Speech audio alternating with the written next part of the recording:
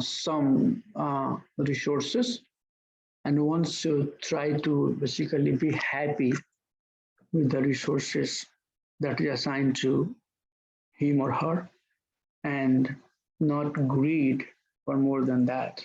Wow, this is theoretically very fundamental, very strong statement as it appears to be. But putting them in practice is for sure very, very challenging. Karunanidhi, Karunanidhi, Prabhu is outside. Can you open the door? Parmeshwar Prabhu. So, yes, Prabhu, it's open. Please come inside. So we'll try to get into this one. So just a summary of this purport. There are 11 paragraphs in that particular verse. And in the first paragraph, Prabhupada is saying that Vedic knowledge is apurusha. It's not written by somebody, and it's pure. So first proposition is that the Vedic knowledge is pure. It's apurusham vakyam. It's coming from Lord Himself, and it's pure. It has no defect. But human beings have these 4 defects. And then also Prabhupada talks that the Lord is Purnam. So we just finished in last class that how we can see the completeness of Lord in real world, in scientific world. 1 minus 1 is 0. But here we see that 1 minus 1 is 1. And 1 plus 1 is also 1. So it's complete. By subtracting something or by adding something, it doesn't really get added or it doesn't get subtracted. And that's why, since everything is coming from that Purna, it is Purna. So then how we can see that this material world is Purna? If we really try to understand in that perspective, then how we find that this material world is Purna? Because so much, problems, so much issues we are seeing around. So if we are seeing so much issues around, then how we can say that this material world is Purna? So this is a food for thought. Let's think on this question, that if Krishna is Purna and anything that's coming out of him is also Purna, then how we have to suffer, why we are suffering, or why the material world itself doesn't appear to be Purna the way we perceive it. So just think on that one.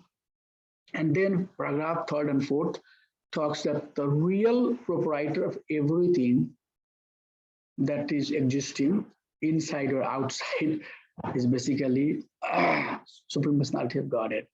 And then Prabhupada talks about this para and apara energy. So we'll talk more about that.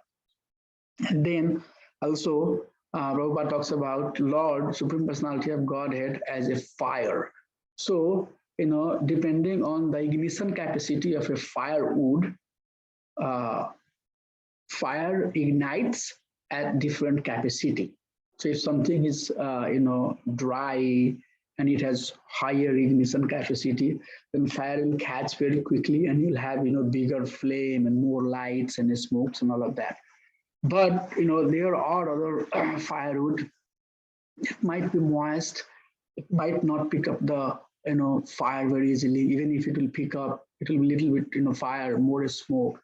So depending on basically, and we talked about, not here, but in one of the class that I gave, I talked about that based upon the swabhava and a specific, desire, occupational duty that living being wants to be in, they get the body, material nature, award them the body based upon a specific desire, a specific, consciousness that one wants to live in, and also a specific occupational duty that one wants to follow. Based upon all of these criteria, living beings are given their gross body, and that gross body is flowing in the with the kala. So on the river, if river is flowing and you put some leaf or any object that can swim with the stream of river, that object will swim and it will go through the river. Likewise, we believe or not believe, all of us are flowing. Life is dynamic. We are flowing with Kala, and Kala is none different than Lord Himself. So we all are flowing.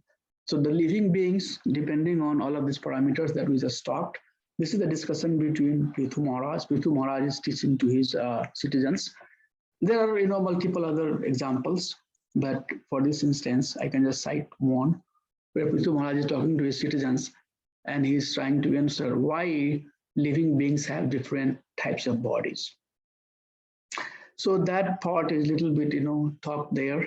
And then paragraph 5 and 6, Prabhupada is talking that except that is set aside in your quota. Because this is a very powerful concept that we have to understand, that a laborer might work very hard, but he is paid to work hard.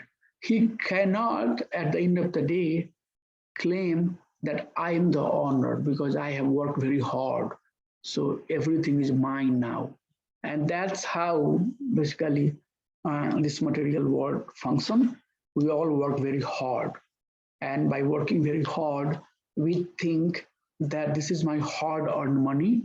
So this is mine. This concept of ahammameti, me and mine, comes.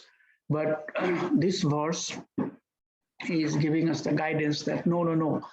If a laborer is working very hard, that doesn't mean that the labor will become the owner. Okay, so everything belongs to Supreme Personality of Godhead. We should not claim the ownership. So Lord is the real proprietor.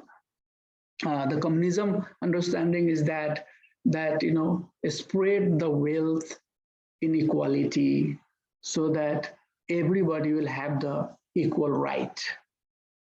Capitalist understanding is that get as much as I or you can get.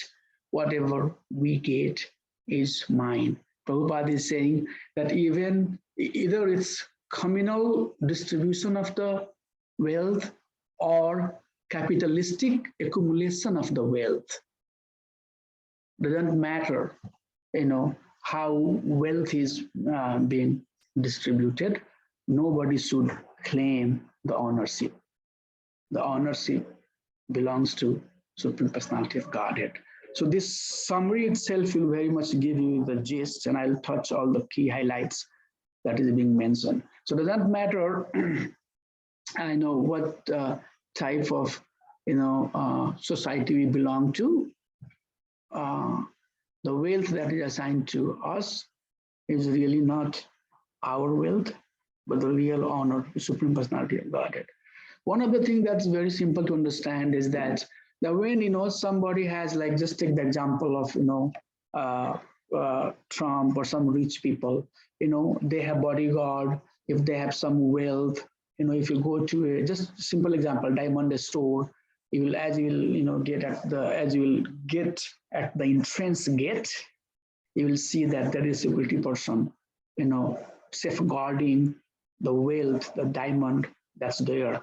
They have security camera and all of that there. But at the end of the day, nobody basically takes anything from here. So as long as we have this, this body, as long as we have this mentality of, ownership, we claim that this is me and mine.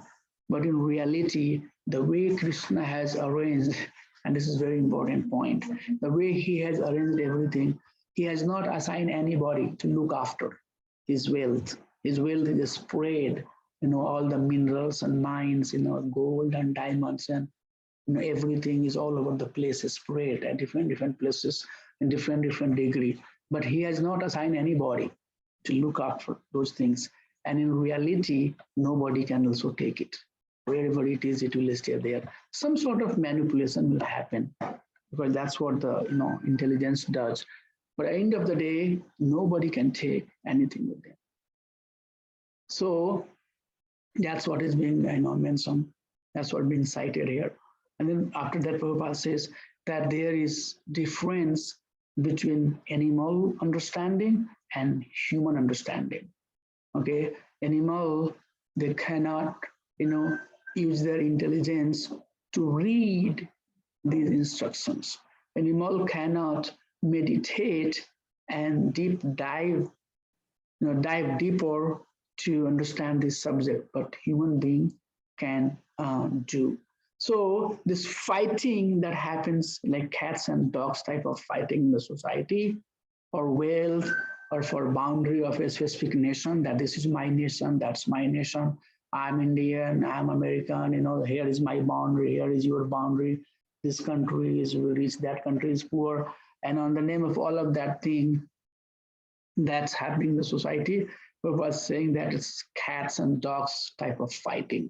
It's not basically the standard of the human being, because human being should understand what we are just talking about, that it doesn't belong to me. Yes, I have been awarded based upon my guna, based upon my karma, based upon my swabhava, based upon my type of consciousness, based upon my occupational duties. But this thing will be taken out, or will be taken from me at due course of time. And Prabhupada says that for greed or for personal sense gratification, do not torture other living being, do not kill living being. And then last two paragraphs talks that people are vegetarian, but being vegetarian is not sufficient because plants also have life. One must be devotee. And then the very last paragraph talks, what is the root of a sin? The mankind, the human being are entrapped into a sinful life, and why they are engaged into the sinful activity. They are engaged in sinful activity because they are not obeying what we just read, Isavasyam Idam Sarvam. The principle that we just go through, that everything is Idam Sarvam, whatever we are seeing around, it's all controlled by Supreme Personality of Godhead. He is the honor of everything. So not having that understanding and not obeying that instruction forces living being to engage into sinful activity. So that is the gist. That is the gist of purport given by His Divine Grace. Now, what I would like to do is that I would go a little deeper and build on that one. So we'll talk this three important point. First, Krishna is the supreme proprietor. So he is the real, honor of everything. And then one has to acknowledge Krishna's proprietorship. And I just gave the example, the way Krishna has set up this material world, that his resources are distributed all over the place, but nobody can take even tinge of it. Okay, then if I can't take tinge of it, then it comes to the very powerful concept. Utility is the principle. Then it comes to the concept that how the resources that is being given to us is, being utilized. How we are utilizing the resources. And then the last part I'll try to focus a little bit that how one should act as a responsible human being. So Prabhupada, in his purport, he's saying that there are two types of energy, and that is also being spoken in Bhagavad Gita. So there is apara prakriti and there is para prakriti. Apara prakriti is inferior energy, and para prakriti is superior energy. So any non-living force that exists around is apara prakriti, inferior energy, and the living beings are para prakriti. So these are the two beautiful verses which Krishna is citing in 7th chapter, where he's saying that Bhumi Apo Vanalo Vayu Kham Mano Budri Vacha Ahankar Itiyam Me Bhina Prakriti Astadha. So these are the earth, water, fire, air, ether, mind, intelligence, false ego. These are basically my 8 element that constitute the material energy, and these are basically gross element. In fact, if you unfold it, then it comes up to total 24. Even if you continue unfolding it, then it will come up to 28 elements. So in concise way, these are the 8 elements. So all the apara prakriti, inferior energy of Supreme Personality of Godhead, is basically made of these these 8 energies, material energies, that is mentioned here. And then Krishna is also talking right after that verse about his para prakriti, jiva shakti, aparayam itastavanyam prakritim vidhi me param jiva bhutam mahabaho yadam dharate jagat. Besides this inferior and unconscious energy, know that there are my superior energy, O mighty Arjuna, which comprise the living entity who exploit the material nature for their enjoyment.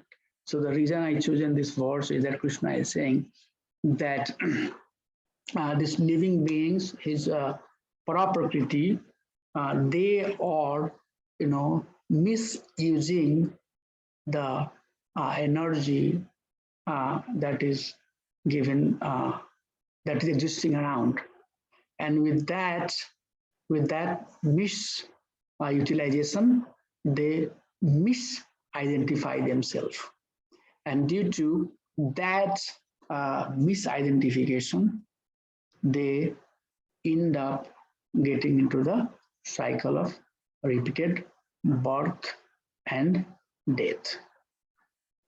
So that is being cited there.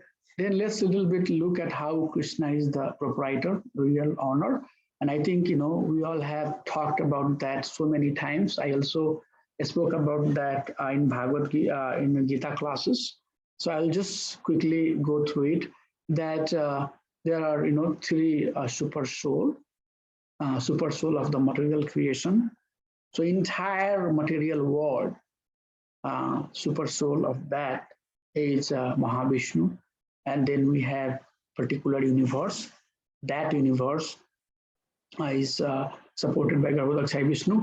And then in that particular universe, there are so many living beings, and each and every living being is supported by Karnodakshaya, Kshirodakshaya Vishnu. So Karnodakshaya Vishnu, Garbhodakshaya Vishnu, Kshirodakshaya Vishnu. As you can see that everything is basically functioning. I talked last time also that the functionality, the specific intrinsic quality, identity, certain behavior pattern, all of that living being has, all of that is being depicted. Krishna is giving them opportunity to depict certain quality, certain behavior because of the presence of the Supreme Personality of Godhead. I also cited last time that in second canto, there is a discussion where Visarga element is being spoken. Some part of that is in the third canto also, where Lord Brahma has created, taking the element of, material creation, and the whole, material world is, established, but there is no life to it until Garbhodakshai Vishnu enters into it. It doesn't agitate. It's like, car, which is, assembled. It has everything, but it is parked. It's not functioning. It's not doing the job unless and until driver enters into it and starts driving. Likewise, this material world, Bhagavatam says that it was created, but there was no functionality. Nothing was working until Garbhodakshai Vishnu entered into it. And then by his energy, he expanded as Kshirodakshai Vishnu. And then by his energy and expansion, this material world started functioning. So that's how we have to see it. We should not disconnect ourselves from Lord. And last Saturday, that was the theme of class that I gave in Srimad Bhagavatam, that people think that God was here as Krishna, as Ram, as Narsimhadev, as Brah, he was there. And he's saying that he will be here as Kali Avatar. So he was here and he will be here, but right now he's not here.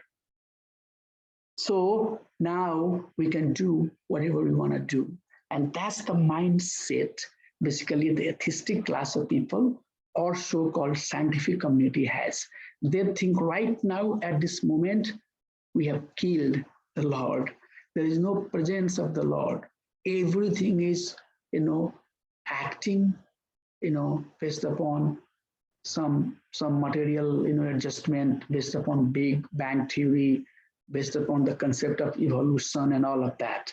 So that's the, atheistic views society has. And what that does is that it basically completely disconnects Krishna, the Supreme Father, from this material world. And that disconnect creates all types of problems. I don't want to get into deeper of it, but when we disconnect ourselves from Supreme Personality of Godhead, then we are losing our origin. We all, Krishna says, Aham Bishpradha Pita. So he is the seed-giving father. Krishna is saying that, everything is, basically resting on me, as pearls are, resting on the thread. Sutre manigana iva, matapartarayat anyat kasidasya dhananjaya. So, Krishna is saying, again and again that, everything is resting on me. But this society, this so-called intelligent class of people, they are not seeing that. Krishna says that, yo pasyati sarvat, yo mai pasyati sarvat, sarvam mai pasyati, tasyam hamna panashyami, satyamena panashyati. The one who is seeing me everywhere and sees everything in me, for that person, I'm not lost, and that person is not lost from me. Antar Bahar Avastite, Queen Quinty is saying, there are so many prayers, we can cite from Bhagavad Gita, so many. I don't want to take your time. Just wanted to give you some glimpse that multiple times Krishna is saying, Bhoktaram Yaktab Samsara Loke Maheshwaram. I'm the real enjoyer. Bhagavatam says, Vilasitesu Teshu. So many times Krishna says, Upanishads are saying the same thing, that Krishna, he has, as a spider creates the spider web from its saliva, And then once wave is created, then a spider comes and enjoys the beauty of the wave. Likewise, Lord has created this material world, and he has vilasitesu tesu, the real enjoyer, the Supreme Personality of Godhead, who has entered into this material world and residing into the soul. So much technicality there. Just to give you some idea that Krishna is present here. He is present in the form of Guru, Shastra, and Sadhu. He is present as a Vivek Buddhi Chaitya Guru, residing in the heart of all the living beings. So when we disconnect ourselves from the Supreme Personality of Godhead, then all of these things comes. We lost our origin. When we say that, oh, no, we are not coming from cat and dog and monkey. We have come from Supreme Father Krishna. That gives the origin. That connects all the living beings, that brings everything together. So disconnecting oneself from Krishna is basically losing our identity. The mankind have lost their identity, and they are now seeing people based upon their gross identification, based upon their gross body. So these teachings are very important. I just wanted to cite some other, example. There are multiple examples. There are so many verses that I have to make this point where Krishna is saying that, I am the one who has created this. Okay, multiple examples. So let's see one here. He says that Yathaiva Suryate Prabhavanti Varaha Punasya Tasmin Prabhavishanti Kale Bhutani Bhauma Istira Jangamani Tatha Harave Guna Pravaha. So, Yathaiva Suryat Prabhavanti Varaha. As sun is the source of water, Punasya Tasmin Prabhavishanti Kale. With due course of time, what happens is that the sun is the cause of the rain.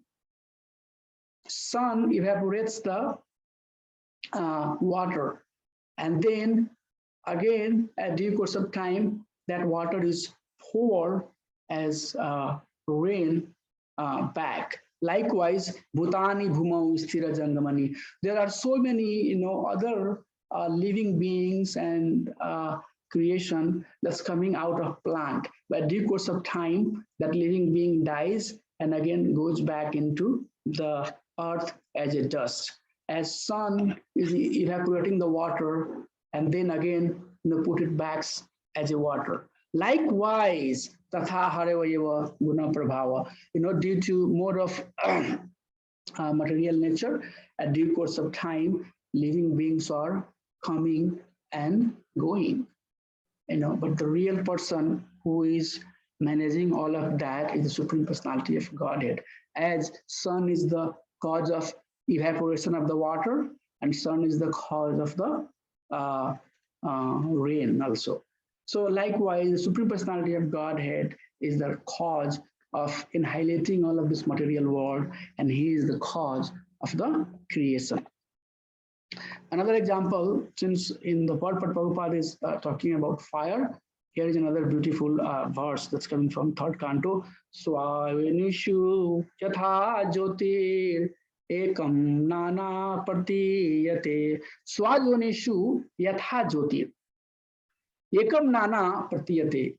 Joni nam gunah vaismayat tathatma parkritau isthitaha. So, Swayonishu Yatha Jyotir, based upon capacity of a particular firewood, the ignition or the capacity or degree of flame that comes into the fire depends. So there could be different, ignition capacity, but the element that's running through all the firewood is the same. Fire, either it's igniting slowly or igniting, heavily. There is no distinction in the quality of the fire. Likewise, due to different forms of the body takes place based upon, as I said, their occupational duty, type of consciousness, the desire, all of that the living being wants. And soul is basically awarded and situated at different, parts of the material world as as a living being of different character or of different features. But the jiva, the point that is being run here is that the two element is eternal. One is basically the jiva, soul that is residing, and another one is super soul. So these two are in each and every living being, and based upon the type of body that living being has gotten, they depict or they show or they exhibit certain type of consciousness. So we talk about Sankuchita consciousness, Anavarita consciousness, Sankuchita consciousness, Mukulita consciousness, Viksit consciousness, Purna Viksit consciousness, 5 types of consciousnness. So living beings are in Anavarita consciousness as plants, Sankuchita consciousness, as animal being, Mukulita consciousness, human being, but very atheistic, living a life, like animals. Viksita consciousness, little advanced, have some degree of understanding, is still struggling with the senses and everything. And finally, the Purna Viksita consciousness, where one is fully situated and fully implementing the knowledge that he has gained through Guru Shastra and Sadhu. So this consciousness has different degree of ignition, different degree of revelation, or different degree of interaction that they have with the material world.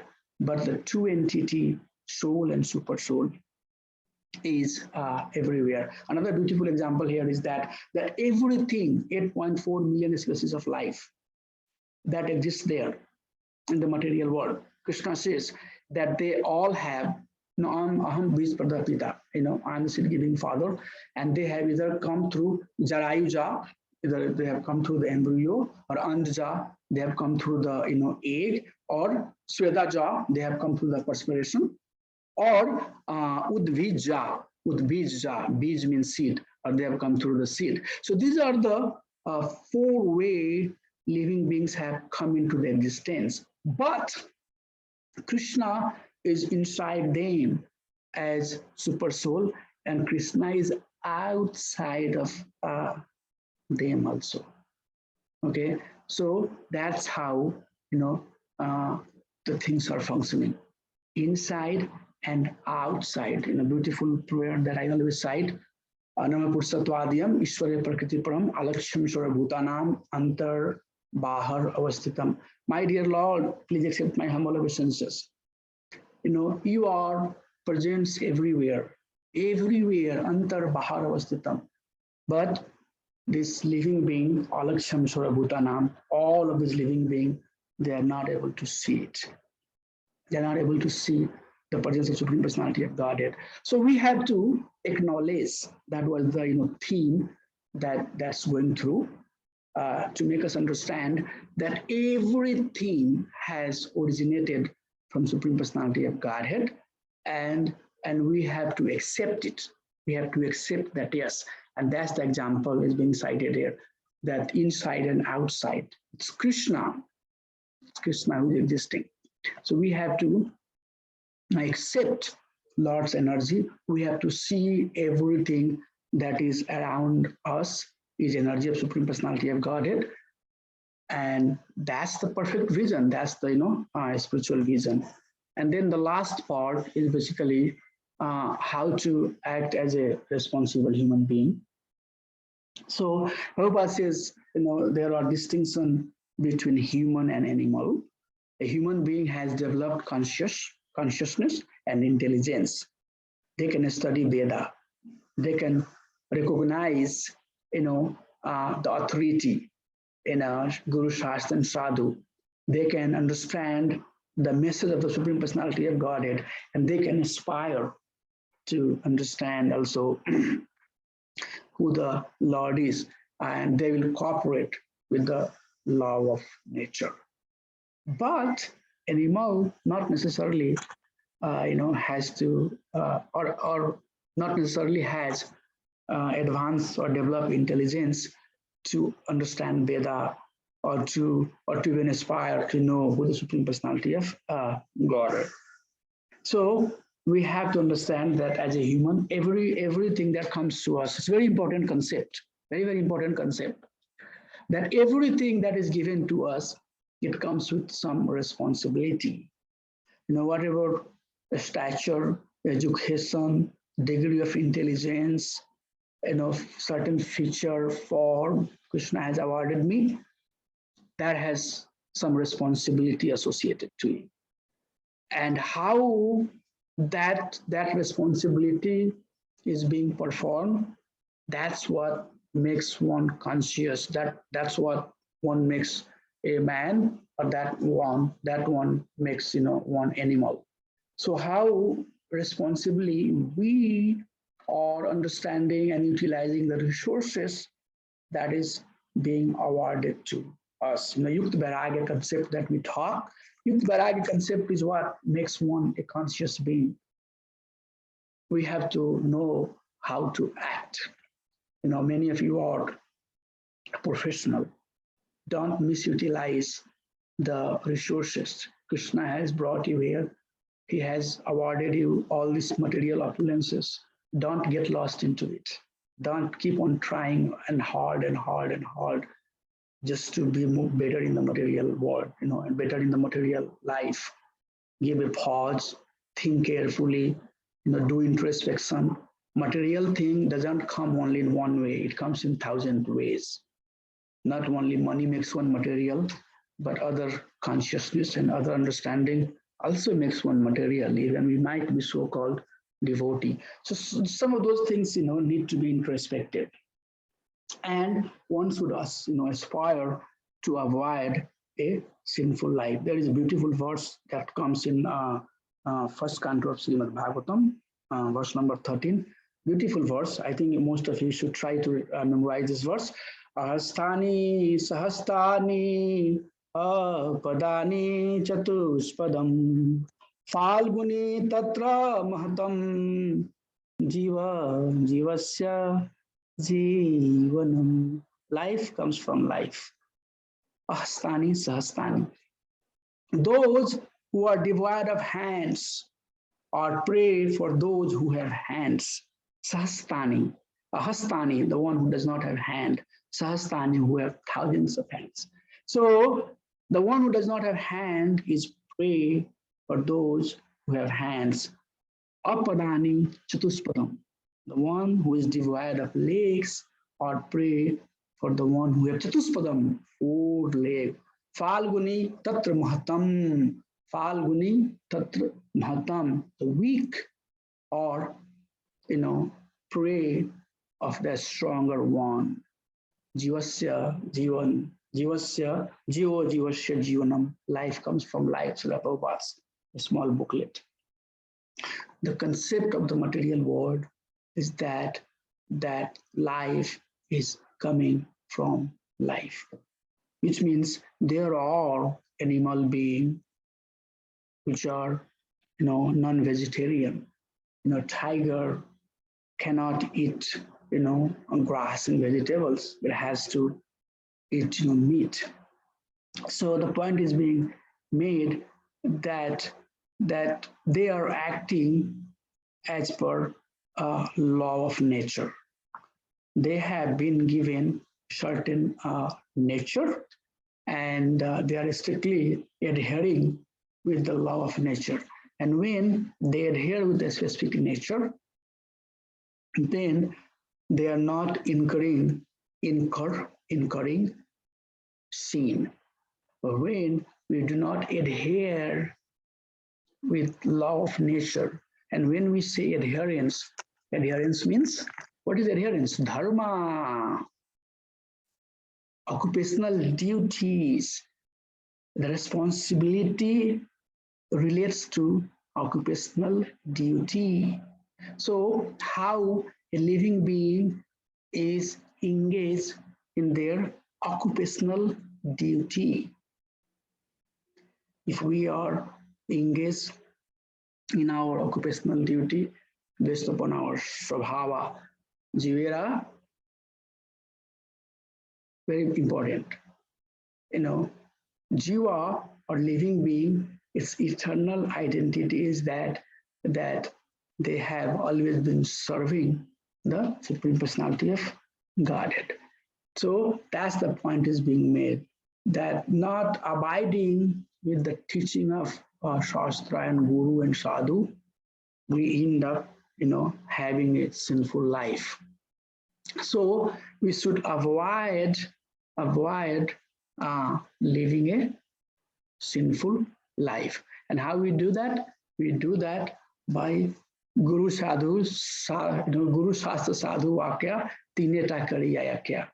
Narottam Das Thakur, one of his songs says, Guru Shastra Sadhu Vakya, Tineta Kariyaya Kya. The one who is living the life, or whose life is aligned, or whose life is moving based on the instruction that's coming from Guru Shastra and Sadhu.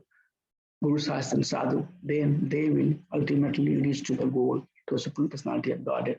So that's the point being highlighted here, that one must avoid sinful life by adhering to the svabhava, the real intrinsic, that's the difference of the dharma. What is dharma? Intrinsic, nature of a living being. And that dharma doesn't change by changing the birthplace, doesn't change by taking birth in Islam dharma or Hindu dharma or Christian dharma, doesn't change. The real purpose of dharma is love of Supreme Personality of Godhead. Doesn't matter what occupational duty, what religious, so-called religious, segment we belong to. The real essence is that should lead, that should develop the love for Supreme Personality of Godhead.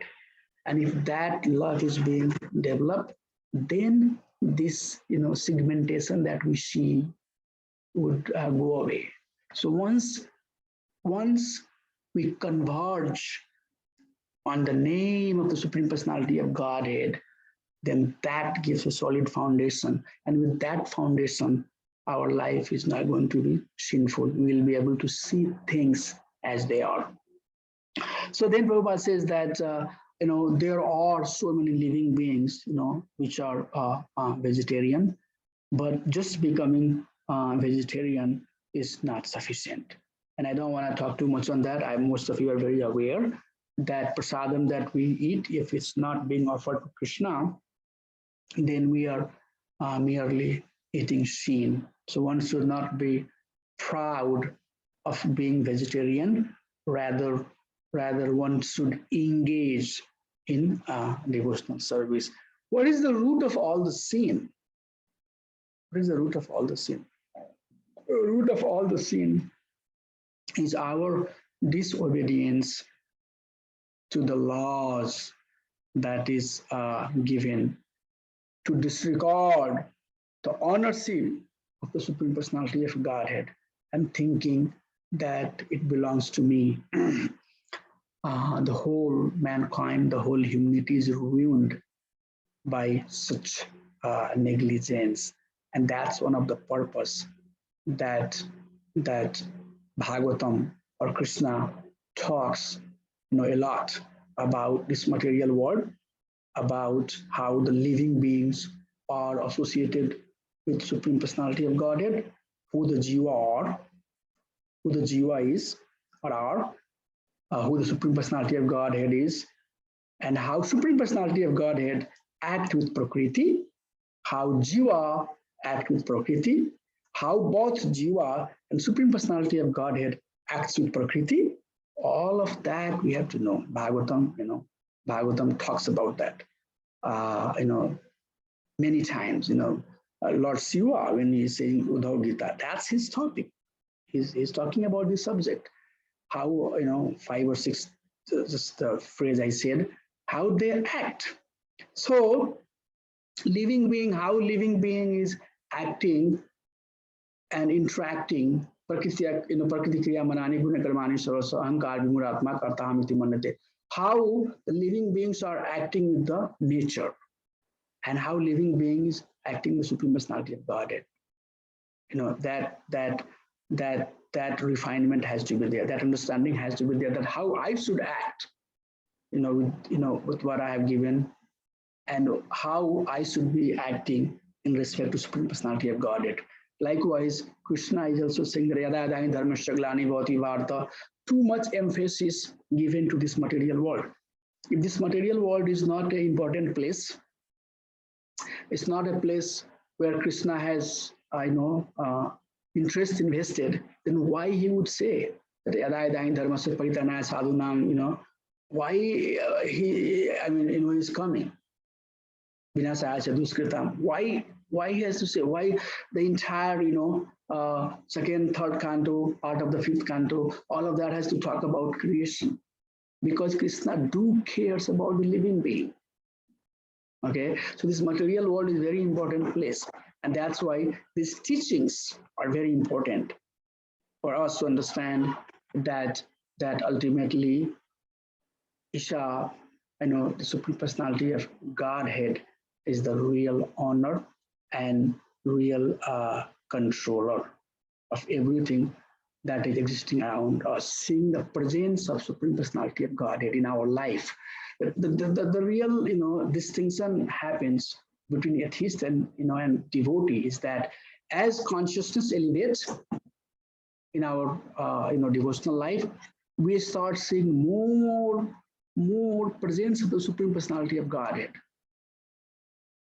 So the more we see Krishna around us in everything, the more we are advancing, the more we are seeing the fact, the more we see ourselves and other things out here, the more we are in the ignorance, the more we are going away from Supreme Personality of Godhead.